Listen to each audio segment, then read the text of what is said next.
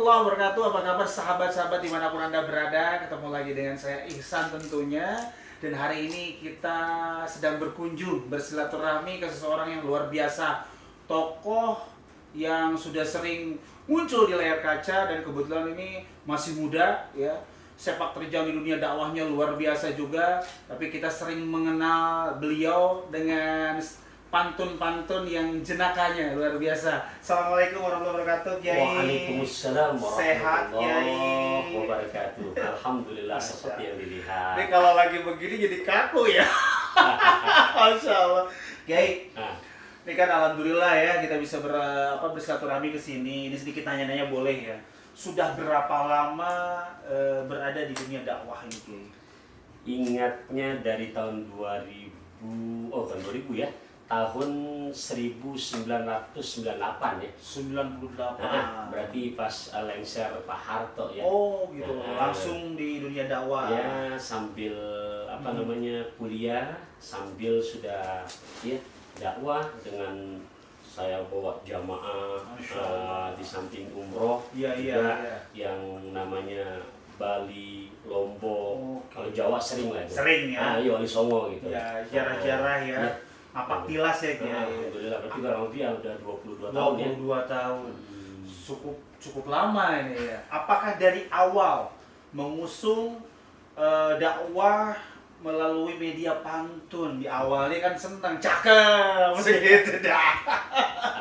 Jadi biar jamaah pemirsa, Anda pakai pantun. Mantap. Iya. Jadi naik kendaraan, melewati taman bersama nyonya, banyak yang dilihat. Cakep. Salam persaudaraan dari Al-Fakir Taufik Rahman. Semoga semuanya selalu pada sehat. Cakep, Masya Allah. Jadi kalau bicara ya dapat kemudahan di pantun itu awal-awal di tahun 2008 di saat dapat tugas di salah satu stasiun TV ya menjadi komentator untuk acara Pildacil.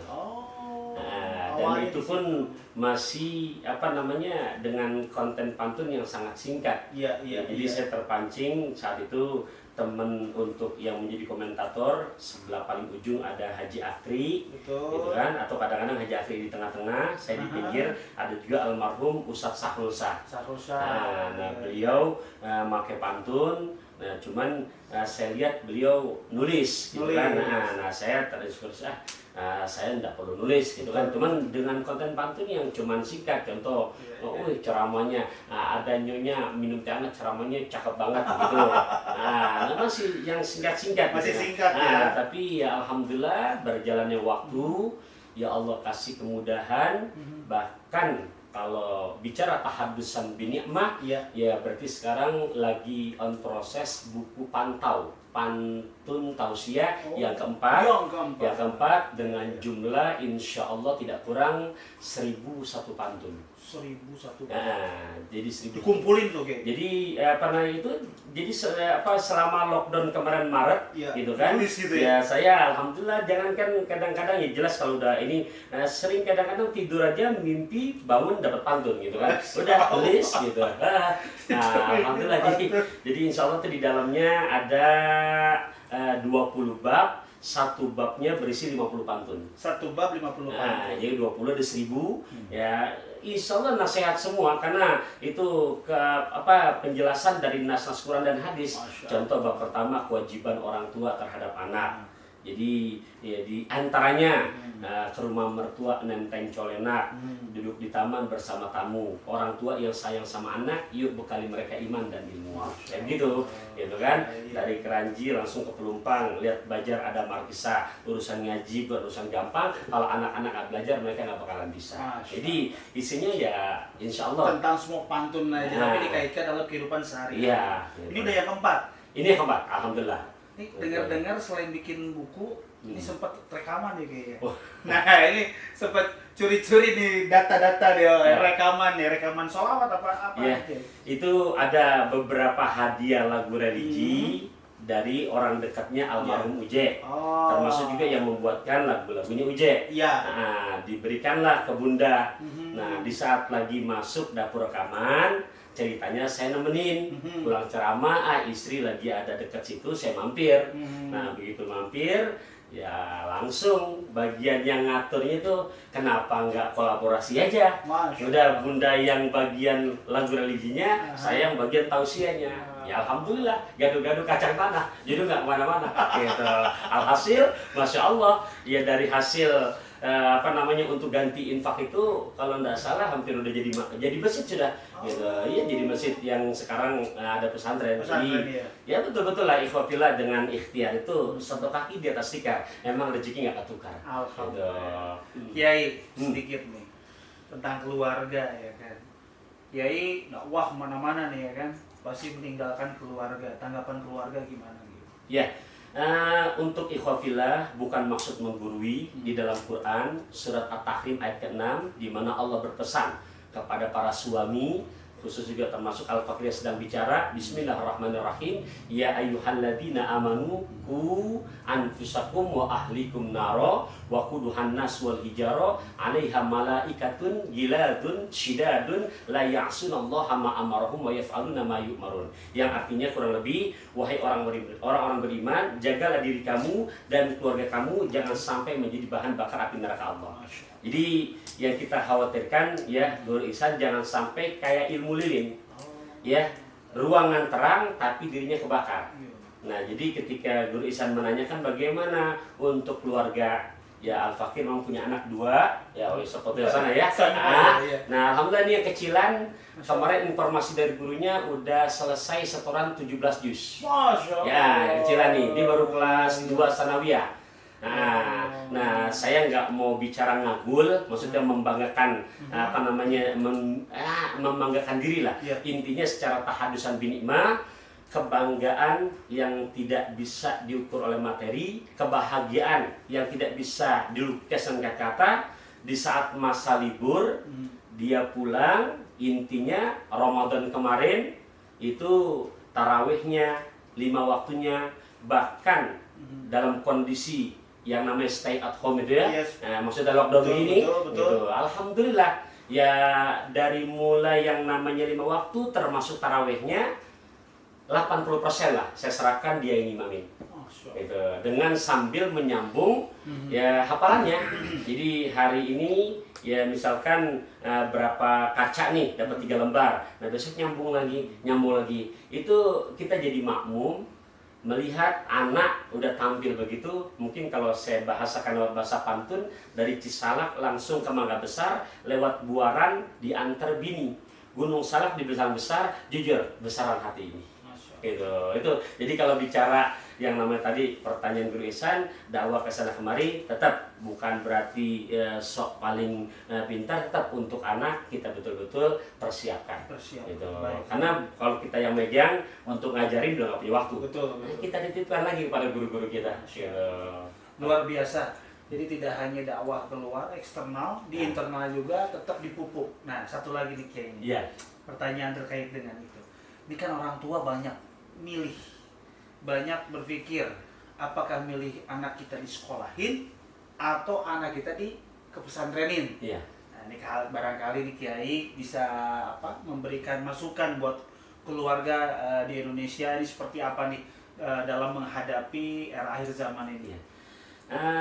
Meminjam bahasa Al-Imam Syafi'i, man arada dunya fa'alaihi bil ilmi wa man aradal akhirah fa'alaihi bil ilmi wa man aradahuma fa'alaihi bil ilmi.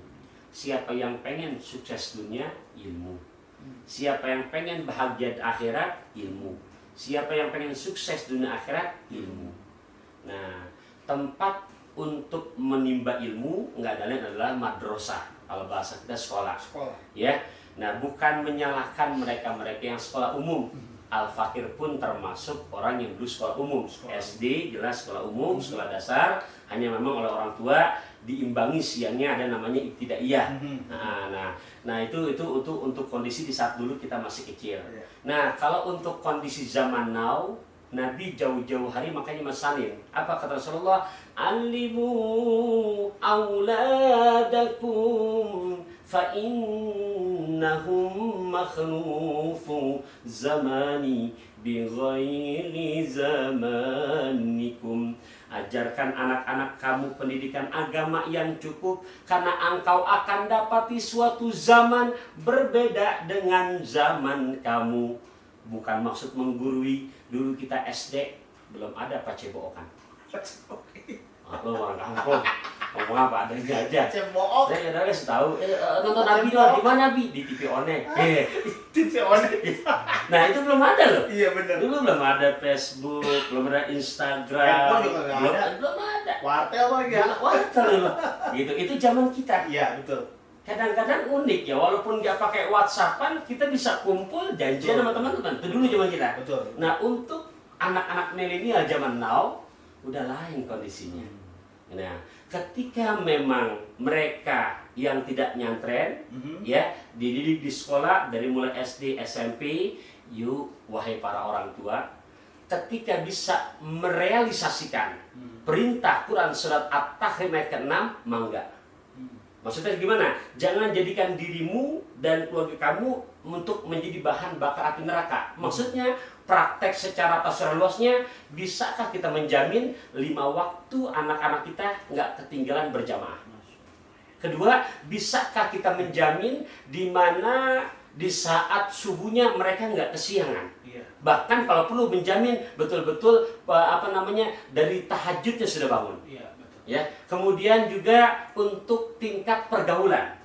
Bisakah kita yang di saat anak-anak kita di sekolah umum, ya nyantren, bisakah menjamin bahwasanya pergaulan anak-anak kita di zaman sekarang ini, walaupun yang namanya tidak pesantren, selamat. Selamat dalam arti kata, ini kondisi yang ada loh, bukan saya ngada-ngada. Bayangkan, kalau sifatnya liar, anak SD udah bisa ngomong kok sama teman perempuannya itu yang kelas 4. Apa ngomongnya? WhatsAppan, bunda, dah. Ayah izin keluar dulu ya. Teman perempuan nanya, emang ayah mau pergi kemana? Ayah izin mau pergi main gundu. Itu anak zaman now loh, SD. Belum lagi yang SMP. Ya kalau bahasanya, kalau saya pinjam nih, Allah karim, sedih dengannya, dengar berita, main yuk ke rumah gua. Emang kenapa? Enak, karena rumah gua sepi. Sepi kenapa? Bonyok gua nggak ada. Awalnya sih nggak paham. Bonyok, oh ternyata singkatan, bokap nyokap. Tuh, itu untuk bahasa mereka, kemudian pergaulan mereka. Kalau misalkan memang bisa menjamin selamat dari ini semua, silakan. Tapi memang, ya, memang keuntungan di saat kita menitipkan ke pesantren. Pertama, ingat loh, di pesantren bukan hanya untuk mencetak jadi ustadz. Ya, nggak ada di pesantren. Oh, kamu harus jadi ustadz, enggak. Kenapa? Karena pesantren zaman now betul-betul muadalahnya, penyesuaiannya tidak ketinggalan untuk pendidikan formalnya. Yang kedua, di pesantren tidak ada istilah ketinggalan untuk 5 waktu berjamaah. Karena langsung dipanggil. Iya tuh. Azan langsung baris. Iya. Wudu, sholat. Di pesantren tidak ada istilah ketinggalan tidak tahajud. Betul. Di pesantren nggak ada istilahnya Senin Kamis jadi nggak puasa. Ketika pergaulannya sudah begitu, kita orang tua, saya di Bogor, anak saya di pesantren, nyaman nyari duitnya. Intinya setiap bulan kewajiban kita untuk memberikan kepada pesantren yang memang ya hukumnya sudah sunatullah, harus kita siapkan. Gitu. Luar biasa. Jadi tadi disampaikan oleh Kiai ada pilihan. Kalau memang bisa menjamin, silakan. Kalau belum bisa menjamin, alangkah lebih baik dikirimkan ke pesantren. Betul ya? Oke, di akhir-akhir nih ya. Sekarang ini kan masa pasca pandemi. Ya. Mungkin pesan yang bisa disampaikan ke seluruh masyarakat di seluruh Indonesia bagaimana menyikapi ini semua, dan yang terpenting adalah bagaimana kita menghadapi, selain menyikapi dan menghadapinya, Kiai. Ya. Ikhwafillah rahimakumullah. Jadi kalau kita melihat yang namanya sejarah musibah atau wabah, ini bukan baru ya. Dalam sejarah di tahun 1819 Hijriah terkenal dengan wabah Amwas. Itu di zaman kekhalifahan Umar bin Khattab. Ya. Nah, buat kita mensikapinya ini sebagai bahan evaluasi diri kita. Satu, kalau ngomong tuh juga jangan sembarangan. Iya. Maksudnya di saat sebelum 2020 banyak orang yang sekata-kata, aduh kapan ya ngelihat almanak tanggalan merah semua. Iya ya. Tapi sekarang merah semua. Ya Allah, Hampir lupa hari kita jadi deh. Terus gitu. Yang kedua ya sempat ngomong gitu penduduk Jakarta, kapan ya Jakarta tuh sepi gitu kan. Bener. Kalau takdir itu semua. Nah gitu. Nah udah kita nggak saling menyalahkan. Betul. Yuk kita jadikan bahan renungan. Renungan bagaimana? Ya dengan kita stay at home atau kerja dari rumah. Di sini betul-betul hikmah yang terbaik buat kita. Satu hadis dari Nabi, khairukum li ahlihi wa ana khairukum li ahli. Yang artinya sebaik-baik kamu adalah yang paling baik dengan keluarganya. Dan Nabi menunjuk, aku kata Rasulullah orang yang paling baik dengan keluargaku. Dengan kondisi begini, yang tadinya mungkin kita berjamaah dengan keluarga kita rada jarang, atau mungkin nggak pernah, yuk ambil hikmahnya, sehingga kita bisa sama-sama untuk menjaga berjamaah bersama keluarga. Kemudian, ya dalam kondisi pandemi seperti sekarang ini semua sama, mau ustadz, mau pejabat, jadi jangan merasa, oh ustadz enak, enggak. Dari bulan Maret, Tetap aja kena ya. gitu udah kangen sama mic ya. Betul. Gitu kan, kangen sama panggung. Betul. Gitu. Jadi nggak kemana-mana gitu. Tapi di sini ujian kita bahasanya, yuk kita begini pasti ada ngelihat, pasti ada lebih bawah lagi. Masya Allah. Maksudnya buat saudara-saudara saya tercinta yang memang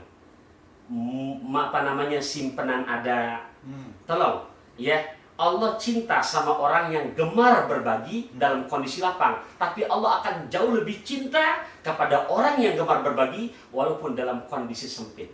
Maksudnya ya, jangan pernah pelit untuk menyisikan juga berbagi kepada saudara-saudara kita yang saat ini hilang pekerjaannya, ya kebutuhan seharian makin meningkat. Ingat, ketika gemar begini itu juga termasuk protokol sedekah yang berdampak. Allah hindarkan, selamatkan kita dari wabah corona. Betul, itu rahasia tuh. Jadi selain protokol kesehatan, ada protokol sedekah. Ya. Nah, itu yang bisa menolak bala ya. Betul.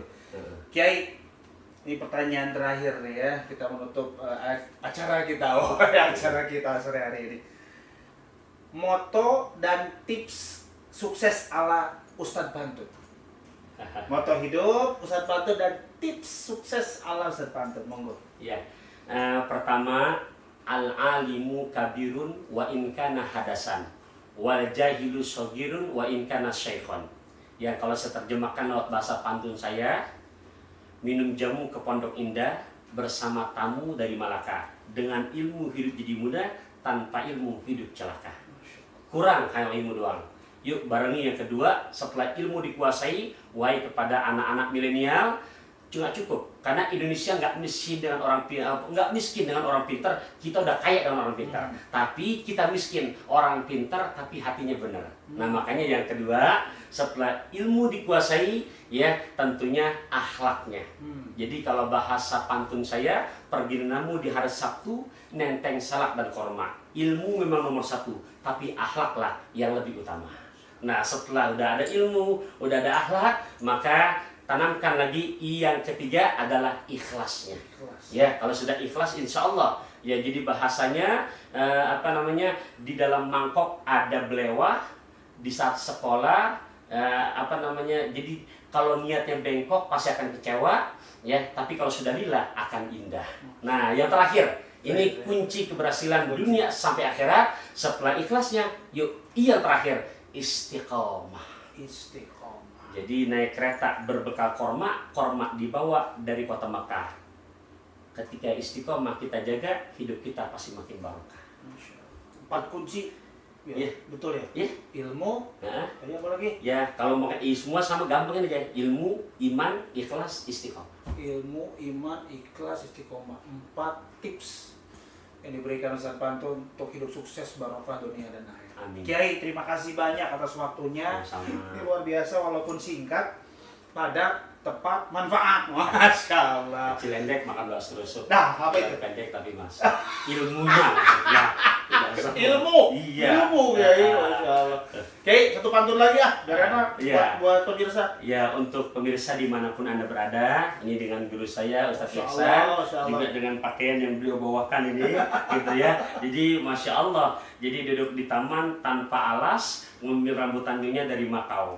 Ya, nyaman juga berkelas, harganya sangat terjangkau. Dan akhirnya Ibras ya. Pokoknya dari Al Fakir mengayun sampan ke Filipina, anak bayi pakai gurita. Pemirsa boleh di mana-mana asalkan hati kita tetap saling cinta. Bagaimana cara membelah kalau bukan dengan belati? Kalau ada kata-kata yang salah, mohon jangan disimpan di dalam hati. Masya Allah. Sahabat-sahabat di mana Anda berada, terima kasih banyak atas waktunya. Hari ini luar biasa ilmu yang disampaikan oleh kiai kita, guru kita ya. Mudah-mudahan tidak masuk telinga kanan, keluar telinga kiri, tapi masuk telinga kanan, disimpan dalam hati dan dilaksanakan oleh kita ya semuanya. Dan kita ketemu lagi nanti tentunya dengan tokoh-tokoh yang luar biasa. Saya Ihsan dan Taufikur Rahman. Ustadz Pantun nih ya, Ustadz Pantun kangen gitu ya. Mohon pamit undur diri, mohon maaf atas segala kekurangan. Usikum wa nafsi taqwallah. Assalamualaikum warahmatullahi wabarakatuh. Waalaikumsalam warahmatullahi wabarakatuh.